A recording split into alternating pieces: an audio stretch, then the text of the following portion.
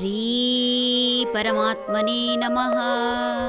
ಶ್ರೀಮದ್ಭಗವದ್ಗೀತಾ ಅಥ ಷಷ್ಠೋಧ್ಯಾಯಃ. ಧ್ಯಾನಯೋಗಃ.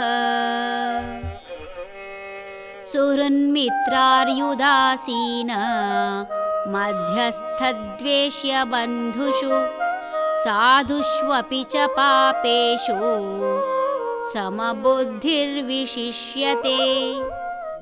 ಸಹೃದಯಿ, ಸ್ನೇಹಿತ, ಶತ್ರು, ಉದಾಸೀನ, ಮಧ್ಯಸ್ಥ, ದ್ವೇಷಿ ಬಂಧುಗಳಲ್ಲಿ, ಸಾಧುಗಳಲ್ಲಿ ಮತ್ತು ಪಾಪಿಗಳಲ್ಲಿ ಸಮಬುದ್ಧಿಯನ್ನು ಹೊಂದಿರುತ್ತಾನೆ. ಆದ್ದರಿಂದ ಅವನು ಗೌರವಯುತನು.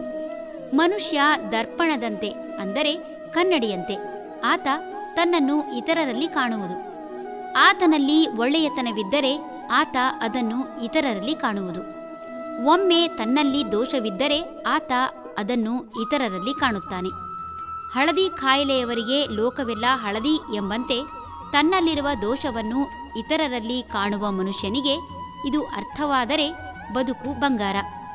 ಗೌರವದಿಂದ ಬದುಕುವವರು ಯಾರಲ್ಲೂ ಭೇದ ಎಣಿಸುವುದಿಲ್ಲ.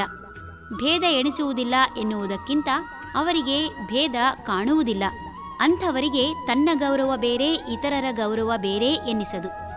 ಸಾಂದರ್ಭಿಕವಾಗಿ ಸೃಷ್ಟಿಯಾದ ಆಂಜನೇಯನ ಮೇಲಿನ ಶತ್ರುತ್ವದ ಕಾರಣ ಘೋಷಣೆಯಾದ ಯುದ್ಧದಲ್ಲಿ ತನ್ನ ಆಪ್ತ ಭಂಟ ಆಂಜನೇಯನ ಹೃದಯದಲ್ಲಿ ಶ್ರೀರಾಮ ತನ್ನನ್ನೇ ಕಂಡು ಯುದ್ಧ ನಿಲ್ಲಿಸಿದಂತೆ ಜ್ಞಾನಿಗೂ ಸಾಂದರ್ಭಿಕವಾಗಿ ಶತ್ರುತ್ವ ಸೃಷ್ಟಿಯಾದರೆ ಆತ ಶತ್ರು ಎನ್ನುವ ದೃಷ್ಟಿಯಿಂದ ನೋಡದೆ ಮಿತ್ರನನ್ನು, ಶತ್ರುವನ್ನು ಒಂದೇ ಭಾವನೆಯಿಂದ ನೋಡುತ್ತಾನೆ.